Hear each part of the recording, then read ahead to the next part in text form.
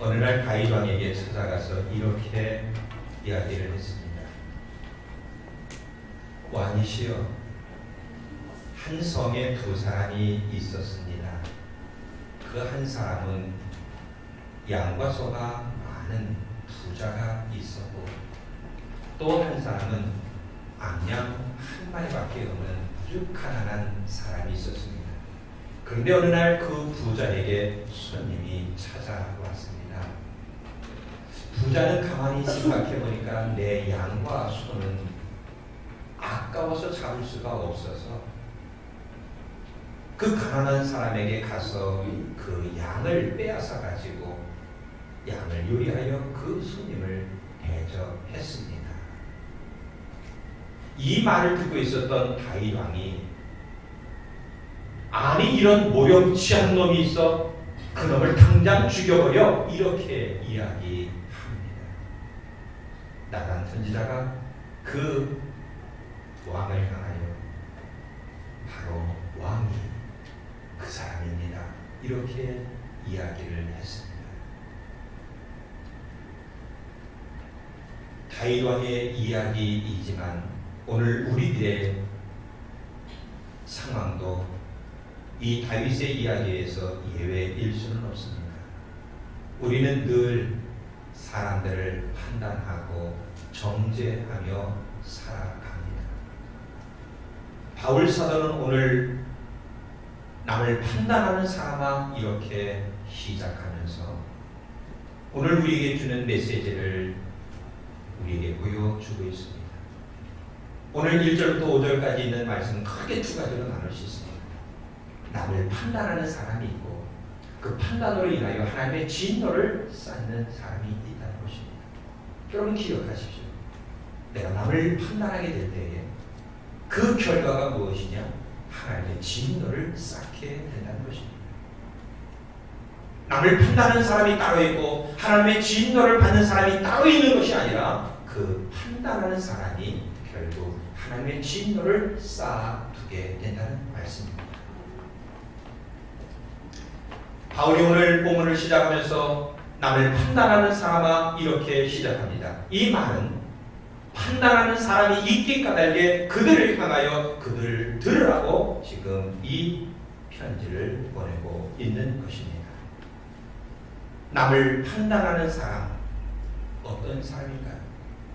이미 로마서 1장 28절에서 32절까지 바울이 이방인의 죄가 무엇인지 우리에게 21가지나 나열하고 있습니다.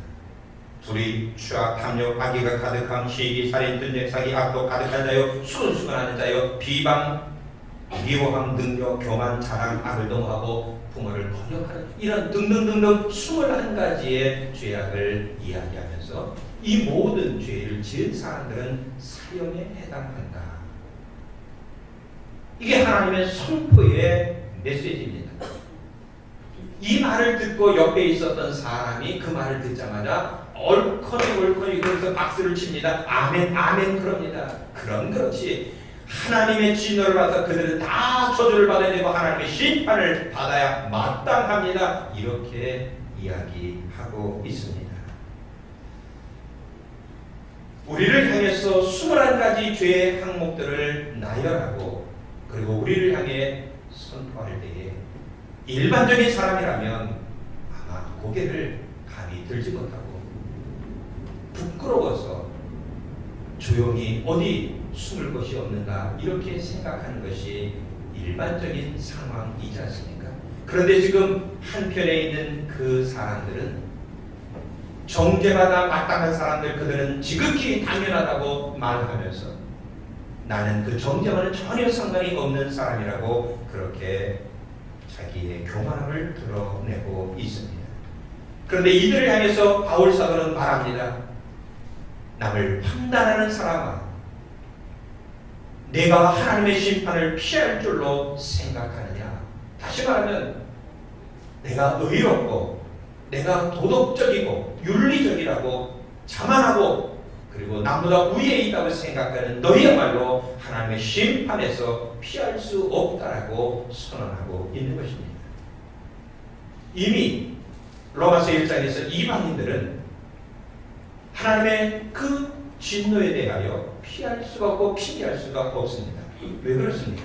하나님께서 우주 만물을 창조하실 때 이 자연 세계 가운데 하나님의 살아계심과 하나님의 계심을 우리에게 다 보여주셨기 때문에 아무리 나는 하나님을 몰랐습니다. 누가 나에게 하나님에 대해서 가르쳐준 사람이 없습니다라고 핑계할지라도 핑계할 수 없다는 거예요. 이미 다 보여주셨기 때문에.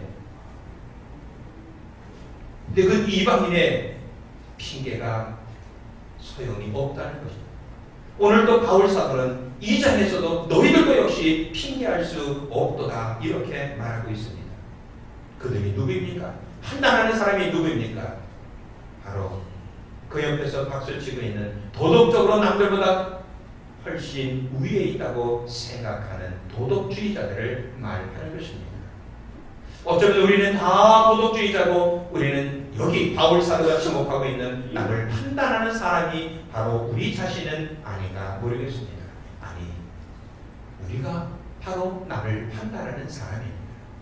우리가 교회 안에서 신앙생활하면서 우리의 직분이 높으면 높을수록 우리는 더 많이 정죄하고 판단합니다. 내가 신앙의 연수가 오래되면 오래될수록 우리는 더 많이 사람들을 정죄하고 판단합니다. 직분이 높다는 것 말 자체가 좋은 말도 아니고 정확한 말도 아닙니다. 잘못된 말인 거죠.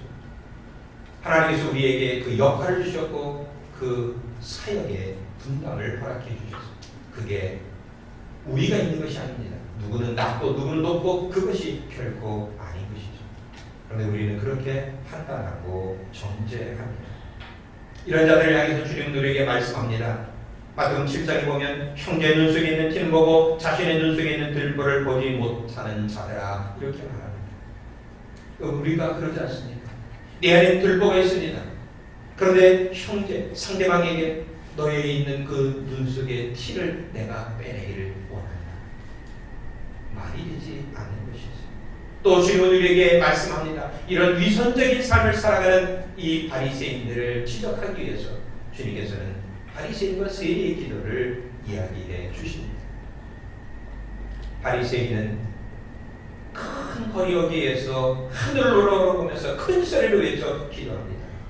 하나님, 나는 토색하지 않습니다.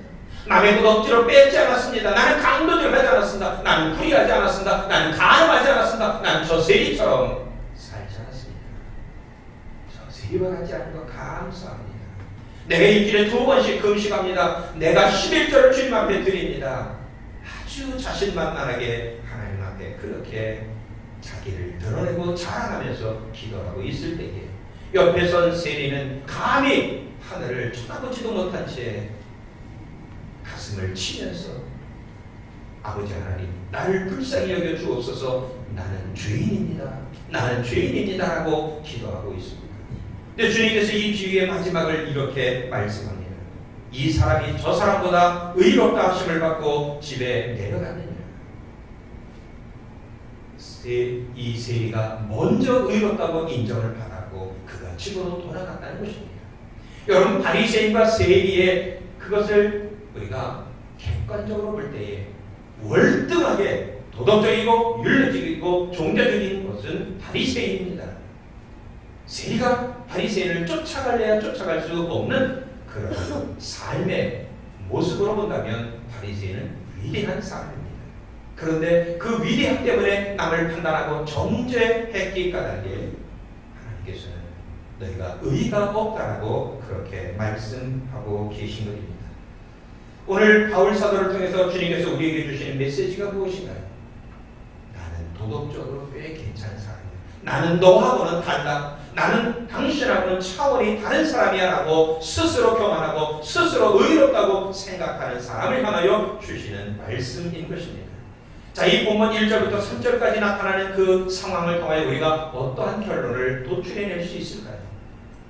먼저 이런 도덕주의자들, 남을 판단하는 사람들에게 있어서 특징이 있다면 언제든지 자기중심적입니다.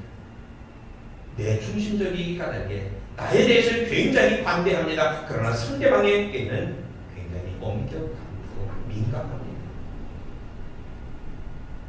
나는 괜찮지만 당신은 그러면 안 돼. 아니 어떻게 이렇게 행할 수 있어? 그러면서 우리가 그를 정죄합니다.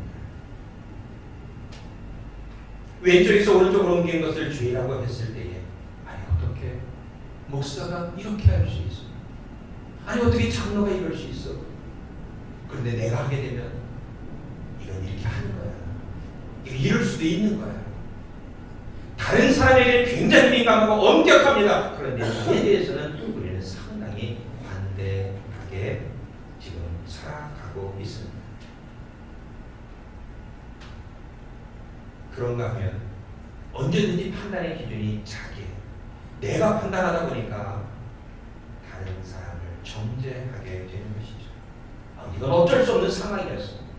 나는 다른 사람보다 그래도 나아. 난 그 정도는 아니라고. 이런 건 괜찮아. 뭐 남들 다 하는데. 남이 하면 불륜이고 내가 하면 로맨스라고 생각하는 것 왜 그렇습니까? 기준이 자기에게 있기 때문에 그렇습니다. 그러나 정말로 그 기준이 어디에 있습니까? 하나님께 기준이 있는 줄로 믿습니다. 뿐만 아니라 이 도덕주의자들 그리고 남을 판단하는 사람은 지금 착각하고 있는 것이 뭐냐면 하나님의 공의를 지금 오해하고 있는 것입니다. 하나님의 성품을 오해하고 있는 것이죠. 오늘 여기 3절에 보니까 4절 보니까 혹 내가 하나님의 인자하심이 너를 인도하여 회개하게 하심을 알지 못하여 그의 인자하심과 용납하심과 같이 길이 참으심의 풍성함을 멸시하느냐. 여러분 만약에 내가 죄를 지었을 때 그때 바로 하나님께서 나에게 징계하시고 또 내게 벌을 주셨다면 우리는 그렇게 죄 짓지 않죠. 근데 내가 죄를 지어도 하나님이 뭐 벼락치지도 않으시고 뭐 엄하게 말씀하지도 않으시고 별 문제가 없어요. 아니 어쩌면 내가 죄를 짓고 있는데도 더 잘 나가고 잘 될 수도 있어요. 그러다 보니까 우리는 어떻게 생각합니까? 아, 하나님이 내가 죄를 지어도 용납해 주시고 괜찮은가 보다. 이거는 하나님께서 인정해 주시는가 보다. 면접으로 생각하고 아주 자신 있게 죄를 짓습니다. 바울사도는 우리에게 말합니다. 하나님의 오래 성신과 하나님의 용납하심을 오히려 너희가 멸시하느냐? 말합니다. 멸시해서는 안 된다는 것이죠. 오늘 남을 판단하는 사람아 이렇게 우리에게 지적하고 있습니다. 그렇습니다. 내가 남들보다 좀 우위에 있다고 생각하면 우리는 남을 판단하게 되고 정죄하게 됩니다. 또 기준을 내게 잡으면 우리는 남을 판단하게 됩니다.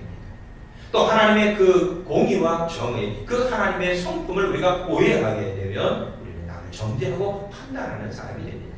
그럼 이런 사람들에게 어떤 결과가 나타납니까? 그것이 4절과 5절에 기록되어 있습니다. 우리 같이 한번 4절과 5절 읽겠습니다. 시작.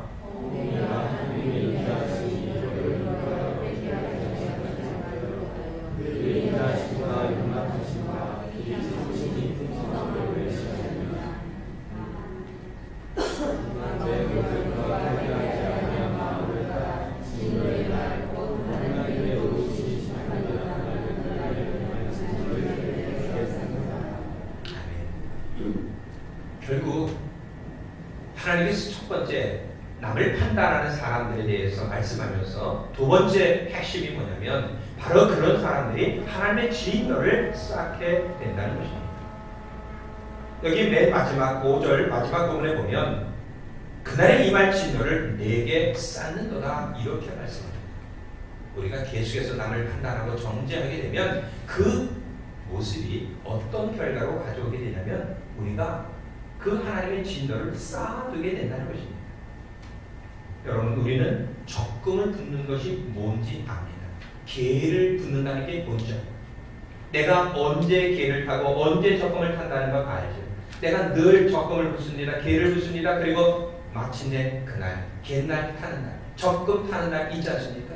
적금을 타고 개를 타면 매우 기쁜 날이죠. 그런데 지금 주님께서 말씀하신 건 뭐예요? 진노를 쌓아두는 거예요. 마침내 그날이 언제인지 우리는 정확히 알 수 없어요. 그러나 계속해서 우리는 쌓아두는 거예요. 적금을 붓듯이 우리는 하나님의 진노를 쌓아두게 되는 것이죠. 마침내 어떻게 됩니까? 하나님의 그 심판의 날에 두렵고 떨리는 그 하나님의 심판의 역사가 우리 가운데 임하게 되는 거죠. 그러니까 하나님이 우리를 용서해 주시는 것, 그러니까 그냥 내버려 두시지만